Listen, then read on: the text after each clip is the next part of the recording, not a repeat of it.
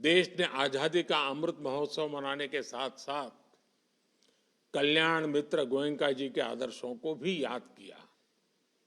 आज जब उनके शताब्दी समारोह का समापन हो रहा है, तब देश विकसित भारत के संकल्पों को सिद्ध करने की दिशा में तेजी से आगे बढ़ रहा है। इस यात्रा में एसएन गोयनका जी के विचार और समाज के प्रति उनके समर्पण से हमें बहुत सीख मिलती है। गुरुजी भगवान बुद्ध का मंत्र दोहराया करते थे, समग्गानम तपो सुखो, यानी जब लोग एक साथ मिलकर ध्यान लगाते हैं तो उसका बहुत ही प्रभावी परिणाम निकलता है। एकजुटता की ये भावना, एकता की ये शक्ति विकसित भारत का बहुत बड़ा आधार है। इस जन्म शताब्दी समारोह में आप सभी ने वर्ष भर इस मंत्र का ही प्रचार प्रसार किया। मैं आप सभी को अपनी हार्दिक शुभकामनाएं देता हूं। साथियों, आचार्य एसएन गोयनका जी से मेरा परिचय बहुत पुराना था। यूएन में वर्ल्ड रिलीजन कॉन्फ्रेंस में मेरी उनसे पहली मुलाकात हुई थी। उसके बाद कई बार गुजरात में भी मेरी उनसे मुलाकात होती रही थी। ये मेरा सौभाग्य है कि मुझे उनके अंतिम दर्शन करने का अवसर भी मिला था। उनके साथ मेरे संबंधों में एक अलग आत्मीयता थी, इसलिए मुझे उन्हें करीब से देखने का, जानने का सौभाग्य मिला था। मैंने देखा था कि उन्होंने विपश्यना को कितनी गहराई से आत्मसात किया था। कोई शोर शराबा नहीं, कोई व्यक्तिगत आकांक्षाएं नहीं। उनका व्यक्तित्व निर्मल जल की तरह था, शांत और गंभीर। एक मूक सेवक की तरह वो जहां भी जाते सात्विक वातावरण का संचार करते थे। वन लाइफ वन मिशन के परफेक्ट उदाहरण के रूप में उनका एक ही मिशन था, विपश्यना। उन्होंने अपने विपश्यना ज्ञान का लाभ हर किसी को दिया, इसलिए उनका योगदान पूरी मानवता के लिए था, पूरे विश्व के लिए था। साथियों, हम सभी के लिए गोयनका जी का जीवन प्रेरणा का बहुत बड़ा पुंज रहा है। विपश्यना पूरे विश्व को प्राचीन भारतीय जीवन पद्धति की अद्भुत देन है, लेकिन हमारी इस विरासत को भुला दिया गया था। भारत का एक लंबा कालखंड ऐसा रहा जिसमें विपश्यना सीखने सिखाने की कला जैसे धीरे धीरे लुप्त होती जा रही थी। गोयनका जी ने म्यांमार में 14 वर्षों की तपस्या करके इसकी दीक्षा ली और फिर भारत के इस प्राचीन गौरव को लेकर देश लौटे।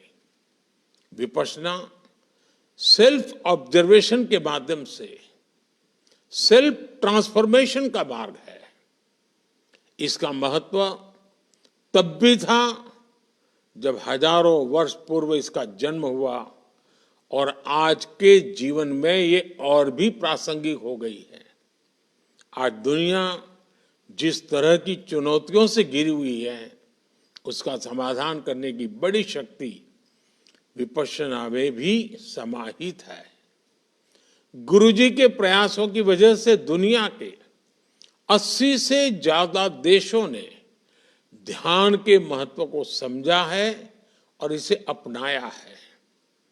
आचार्य श्री गोयनका जी उन महान लोगों में से हैं जिन्होंने विपश्यना को फिर से एक वैश्विक पहचान दी। भारत उस संकल्प को पूरी मजबूती से नया विस्तार दे रहा है। हमने यूनाइटेड नेशंस में अंतर्राष्ट्रीय योग दिवस का प्रस्ताव रखा था, उसे 190 से ज्यादा देशों का समर्थन मिला। योग अब वैश्विक स्तर पर जीवन का हिस्सा बन गया है।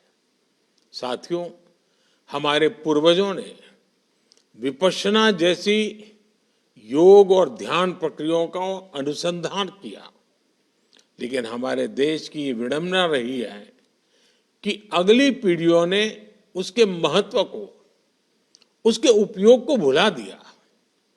विपश्यना, ध्यान, धारणा, इन्हें हमने केवल वैराग्य का विषय मान लिया। व्यवहार में इनकी भूमिका लोग भूल गए।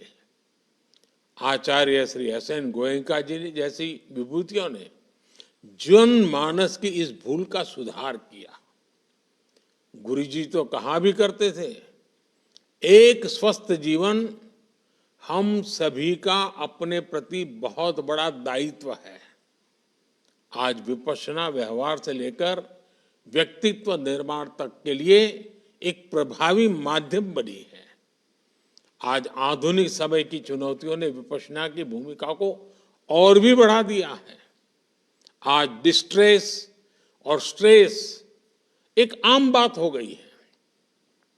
हमारे युवा भी वर्क लाइफ बैलेंस लाइफस्टाइल और ऐसी परेशानियों के कारण स्ट्रेस का शिकार हो रहे हैं। विपश्यना उनके लिए समाधान हो सकता है। इसी तरह माइक्रो फैमिली, न्यूक्लियर फैमिली की वजह से घरों में बुजुर्ग माँ बाप के बहुत तनाव में रहते हैं।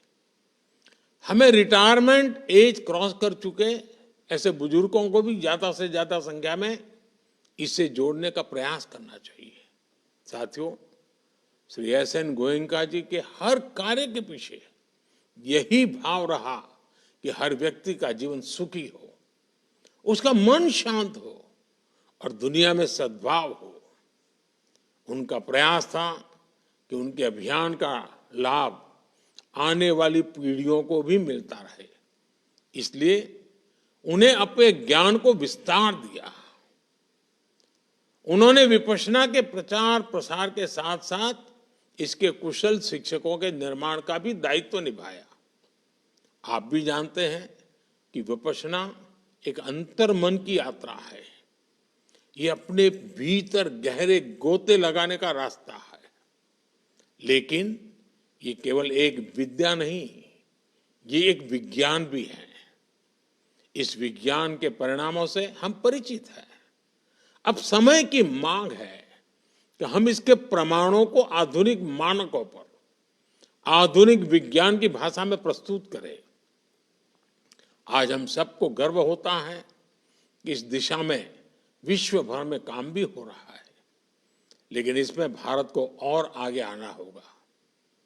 हमें इसमें लीड लेनी होगी, क्योंकि हमारे पास इसकी विरासत भी है और आधुनिक विज्ञान बढ़ेगी, विश्व का और अधिक कल्याण होगा।